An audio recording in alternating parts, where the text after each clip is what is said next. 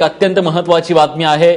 नोटा बदलण्याची प्रक्रिया सुरू होताच आता साठलेला जो काळा पैसा आहे तो पांढरा करण्यासाठी वेगवेगळ्या शक्कल लढवल्या जात आहेत का असा प्रश्न पडू लागलाय। त्याचं कारण आहे लांब पल्ल्याच्या रेल्वे गाड्यांचं ॲडव्हान्स बुकिंग एकाएकी वाढलेलं आहे।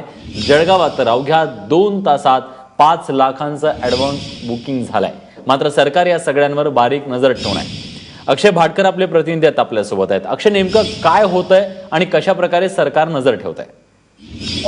होते असं की आता अनेक लोकांकडे जो काळा पैसा आहे म्हणजे जे करन्सी जी त्यांच्याकडे नोटा पडून आहेत त्या नोटा आता बाजारात तर कुठे देऊ शकत नाहीत। द्यायचे असेल तर त्यांना बँकेमध्ये द्यावं लागेल आणि त्याच्यावर त्यांना कर बसेल, टॅक्स बसेल आणि या सगळ्या झंझटी ज्या आहेत त्या बाजूला करण्यासाठी आता लोक अनेक शक्कल लढवत आहेत। आणि त्याच्यामध्ये सगळ्यात महत्वाचं आता पुढे येते ते म्हणजे मोठ्या प्रमाणामध्ये रिझर्वेशन सध्या करतात। म्हणजे ज्या मोठ्या गाड्या आहेत ज्या शताब्दी असेल, राजधानी असतील, डेक्कन ओडिसी असेल, असल्या मोठ्या मोठ्या ज्या गाड्या आहेत त्यांचं आगाऊ बुकिंग करतात। वेटिंग तर वेटिंग मध्ये आणि खूप मोठ्या प्रमाणामध्ये बुकिंग करून खूप मोठी रक्कम त्याच्यामध्ये गुंतवून नंतर त्यांची अशी असं डोकं असेल की नंतर त्या काही दिवसांनी ते त्याच तिकीट जे आहेत ते कॅन्सल करायला आणि नॉर्मल जे कॅन्सलेशन चार्जेस आहेत ते घेऊन बाकीचे सगळे जे पैसे आहेत ते मात्र आपल्याला गव्हर्नमेंट कडून मिळणार आहे। म्हणजे ते लिगल झालेले असतील पैसे, व्हाईट कॉलर मनी असेल तो, अशा प्रकारे ही शक्कल सुद्धा लढवली जाते।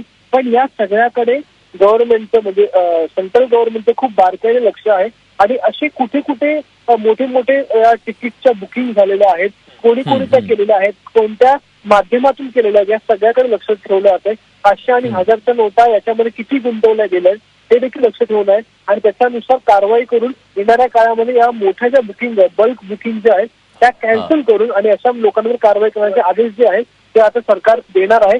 पण याच्यावर सध्या तरी सरकार काम करते आणि या सगळ्या केसेस सरकारची बारीक नजर या सगळ्या गोष्टींवरती आहे। कितीही शक्कल लढवली तर फार काही दूर जाता येणार नाही, कायद्याचे हात लांब आहेत असंच जणू सरकारला सांगायचं आहे।